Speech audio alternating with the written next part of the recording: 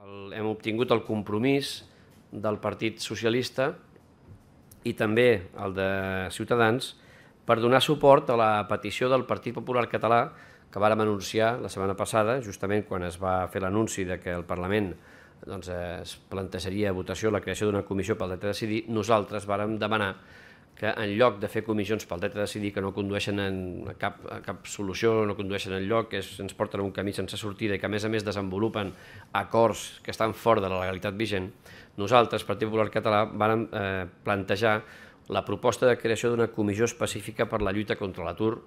en el Parlament de Catalunya.